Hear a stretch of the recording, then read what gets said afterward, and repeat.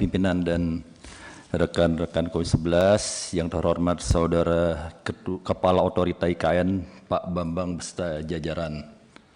Mungkin tadi sudah banyak hal disampaikan, tetapi karena ini menyangkut IKN ada beberapa poin yang menjadi penekanan saya.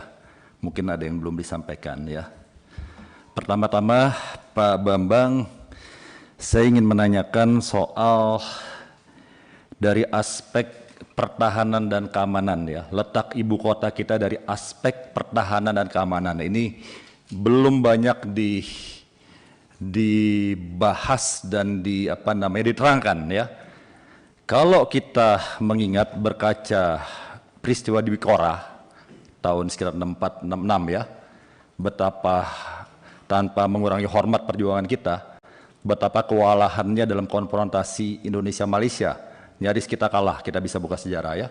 Nah, saya ingin tahu bagaimana sistem pengamanan ini kalau ini diwujudkan, karena ini belum banyak dibahas ya. Kalau kita bisa bicara Jakarta, ini kan sistem pengamanan udara, darat, dan laut luar biasa perisainya ya.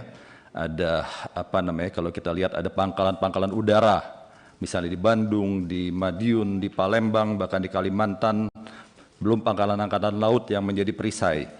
Nah, terkait ini ya, kita selama ini sih damai-damai saja dengan negara tetangga dan salah satu kawasan yang terbaik di dunia ya, kawasan yang damai.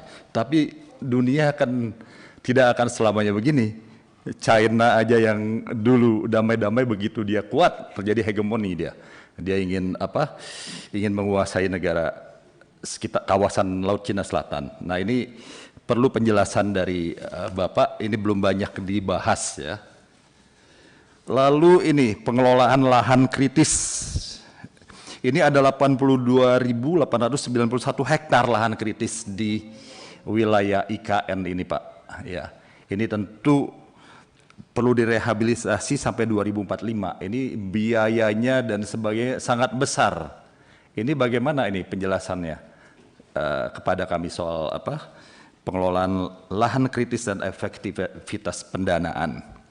Lalu ketiga, saya ingin menanyakan Pak ya, ini jadi pertanyaan publik juga, beberapa investor yang potensial, salah satunya itu kalau nggak salah SoftBank ya, lalu ada dari Arab Saudi dan sebagainya, kok mundur Pak? Ada apa ini? Apakah proyek ini dilihat ke depan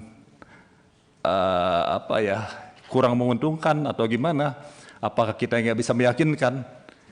Kan kita ingin mengundang investor, tapi mereka sudah mundur. Sekarang siapa sebenarnya yang berminat begitu ya? Apakah proyek ini masih realistis ke depan ya?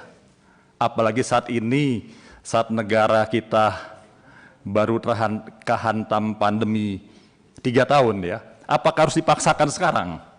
Ini jadi pertanyaan. Saya banyak lagi pertanyaan nih Pak Ketua yang lain-lain ya, tapi tadi banyak dari kawan-kawan, tetapi saya jujur dari awal yang kurang sepakat pemindahan ibu kota ini jujur ya, tetapi karena ini sudah jadi undang-undang, kami perlu penjelasan dari bapak-bapak yang hadir di sini. Karena bagi pandangan saya, banyak ibu kota negara yang gagal di dunia. Tadi sudah disebutkan oleh kawan-kawan. Bahkan Putrajaya Pak, yang hanya berapa belas kilometer, berapa puluh kilometer dianggap gagal Pak. Memindahkan manusia itu tidak sederhana sekali Pak. Kita memindahkan anak sekolah saja tidak gampang. Memindahkan manusia puluhan ribu, ratusan ribu, jutaan, ini bukan hal yang mudah Pak. Ini tantangan luar biasa. Dari awal saya lebih sepakat itu kalau bangun 8 metropolitan baru, penghubung antar wilayah, ketimbang bangun ibu kota yang resikonya sangat besar. Oleh karena ini perlu keyakinan. Kalau dulu saya berpikir metropolitan baru itu bangun pelabuhan-pelabuhan yang memadai, bangun bangun bandara-bandara, bisa tol lautnya ide Jokowi, saya terjemahkan bandara dan pelabuhan. Tetapi proyek yang cukup berani saya pikir ya. Tapi kalau gagal ini kan ya bisa berhasil, bisa gagal. Tapi melihat tadi apa yang dipaparkan Bapak barusan, belum ada keyakinan pada kami Pak. Ini perlu penjelasan beberapa hal yang tadi itu Pak ya. Karena saya kalau lihat Amerika Serikat nih contoh Pak ya, Amerika Serikat nggak pernah memindahkan ibu kota Pak. Ya, Washington DC itu masih di ujung timur, nggak dipindahkan ke tengah-tengah. Ada Nebraska, ada Iowa, ada Kansas City. Hari ini semua wilayah sejahtera, Pak. Di ujung barat kalau Bapak lihat ada Washington, California, ada Texas di selatan, New York di utara, di tengah, Colorado, dan hampir semua bahkan bisa lebih sejahtera dari yang ada di ujung timur. Bagaimana Bapak meyakinkan ini? Amerika negara maju, Pak, 240 tahun kalau nggak salah. Beijing itu nggak pernah dipindahkan juga, Pak, katakan ke Shanghai atau Wuhan. Tapi sekarang sejahtera.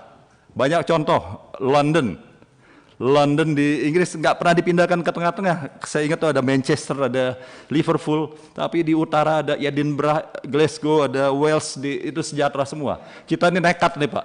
Maka yakinkan, ya, yakinkan kami nih, Pak. Ya, sebentar Pak Ketua, ini perlu keyakinan karena ini agak nekat begitu nih ya. Ini kira-kira tadi 3 hal yang saya tambahkan, tapi banyak kawan-kawan yang lain.